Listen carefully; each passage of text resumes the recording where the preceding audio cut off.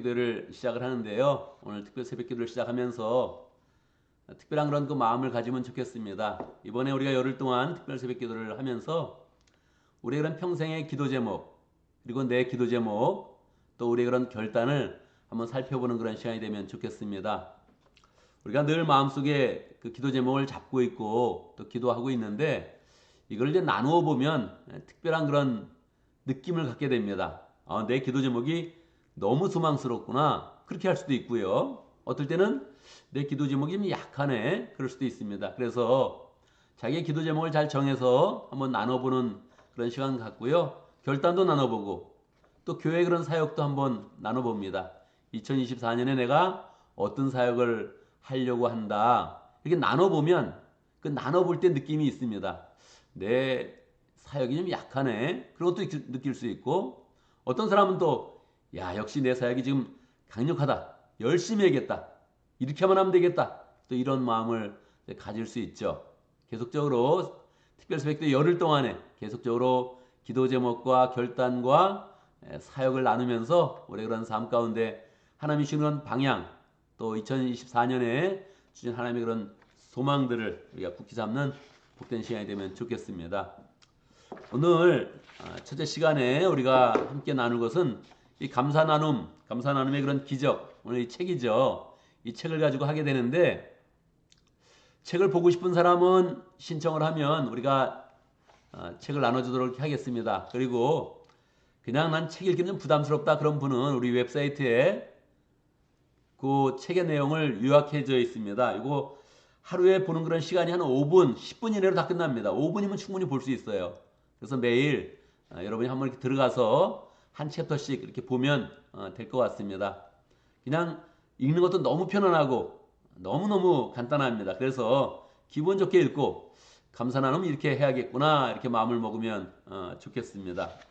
먼저 말씀 한번 읽겠습니다. 에베소서 5장 18절 모든 일에 감사하십시오. 이것이 그리스도 예수 안에서 여러분에게 바라시는 하나님의 뜻입니다. 우리 하나님은 우리가 모든 일에 감사하기를 이제 원하십니다. 그렇게 할 수 있겠습니까? 우리의 삶 가운데 좋은 일도 있고 또 힘든 일, 어려운 일도 있는데 그 모든 일을 가지고 감사하기는 쉽지 않죠. 그러니까 명령으로 그냥 하는 거예요. 그렇게 해야 된다. 모든 일에 감사해야 된다. 우리에게 이제 알려주시는 것이죠. 아이에게 명령을 하면서 알려주시는 것이죠. 그러면 어떤 그런 결과가 올까요?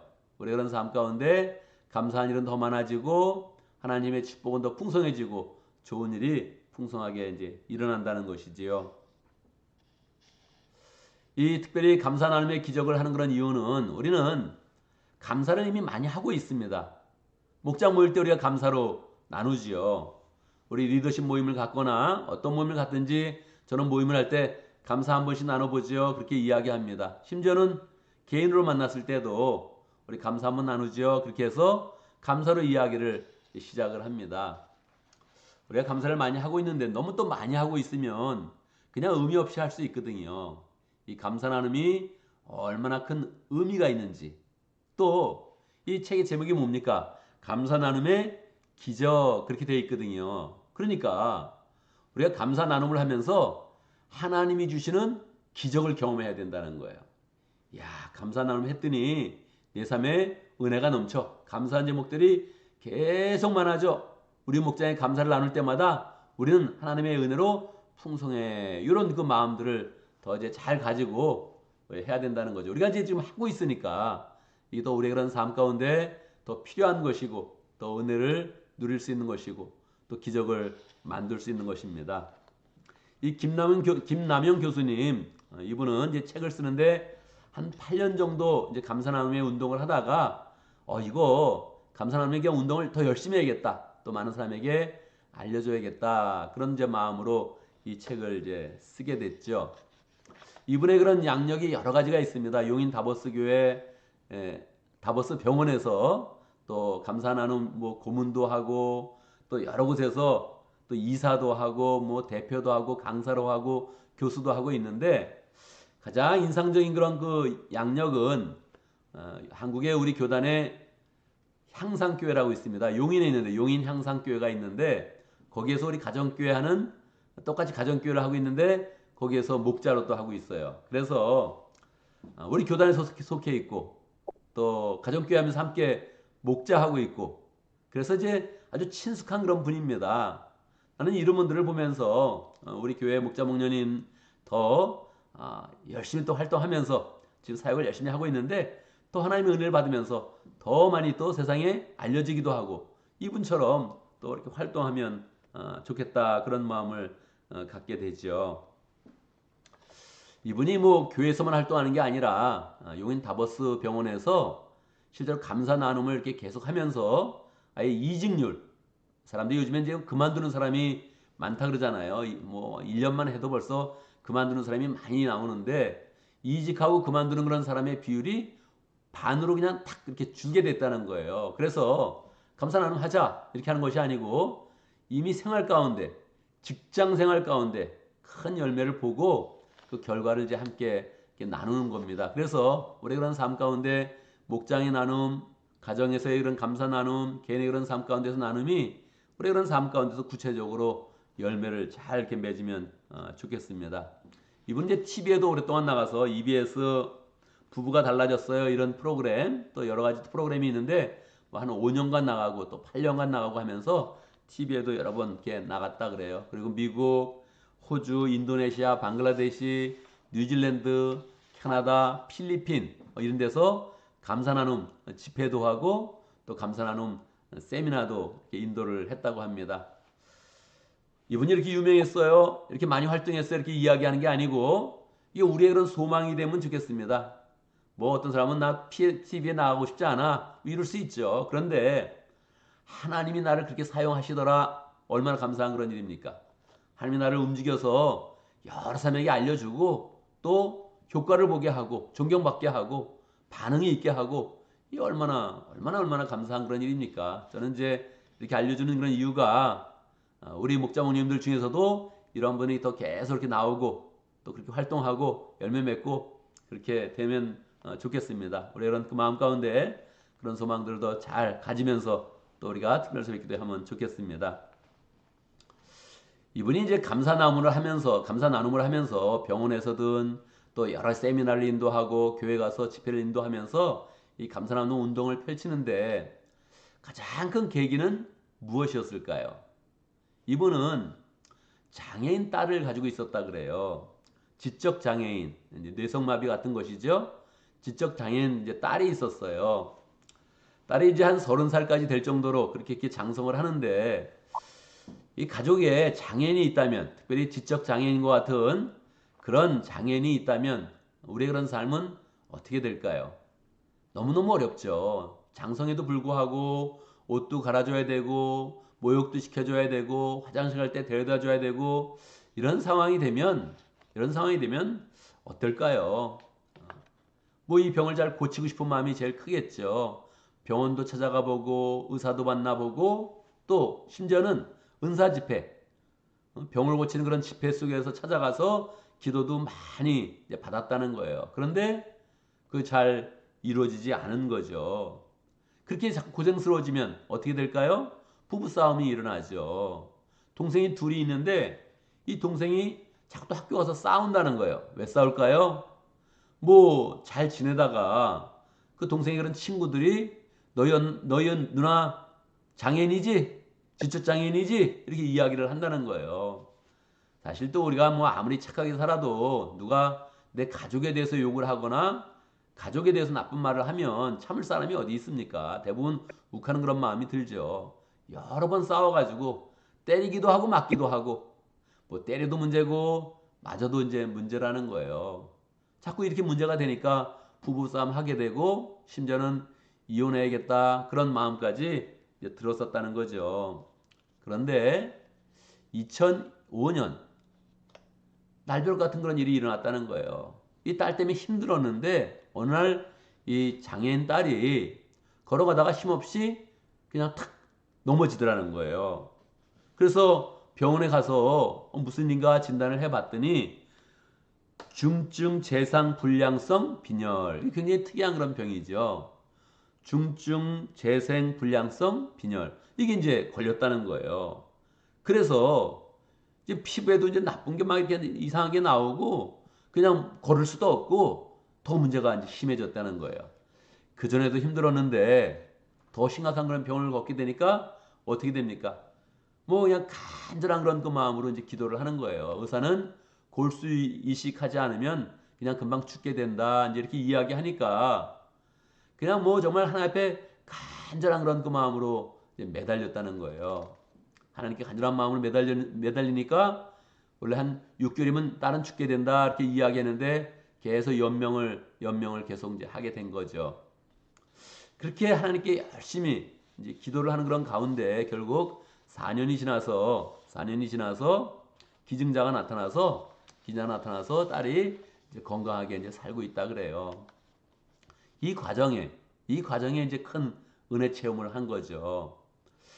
장애인 딸을 두고서 왜 내 딸은 이럴까? 왜 이렇게 아플까? 왜 이렇게 내 인생은 고생스러울까? 뭐 어딜 가든지 이 딸을 케어해야 되고 데려가야 되고 이렇게 되니까 너무너무 이제 불편한 거죠. 교회를 나갈 때도 목장을 할 때도 직장 생활할 때도 너무너무 그 삶이 불편한 거예요. 늘 마음 가운데 불평이 있었고 불만이 가득했는데 이 딸이 완전히 중증 불량성 빈혈에 이렇게 재생불량 그 빈혈에 걸려서 고생을 할 때 하나님께 열심히 기도하는 그런 가운데 그 마음이 변화됐다는 거예요. 그리고 딸이 결국 기증자가 나타나서 잘 또 이렇게 낫게 되었을 때 이 마음 가운데 큰 그런 감사가 이제 시작이 됐다는 거예요. 그전에는 우울하고 괴로웠다 이런 마음이 가득했는데 그런 마음이 완전히 이제 없어지게 됐다는 거죠. 그러면서 이 하나님의 은혜에 내가 감사하다 이렇게 딱 생각을 해봤는데 실제로 이 감사한 그런 그 마음을 갖고 보니까 세상이 달라 보이는 거죠. 공기조차 달라 보이고 들의 풀조차 달라 보이고 나무도 달라 보이고 사람도 달라 보이고 모든 것이 감사로 바뀌더라는 거예요. 그래서 마음 가운데 정말 감사하다 그러면서 감사의 제목을 한번 써봤다는 거예요. 야, 이 뭐가 감사하냐? 딸이 나서 감사한데 딸이 난 것도 감사해서 시작했는데 그 시작하니까 100가지 이상 감사가 쫙 이렇게 적혀지더라는 거예요. 감사한 내용을 이렇게 들고 나서 읽고 나누고 하면서 이 딸을 보니까 이제는 딸이 어떻게 보입니까? 이 보석과 같이 정말 귀하게 이렇게 보이더라는 거예요.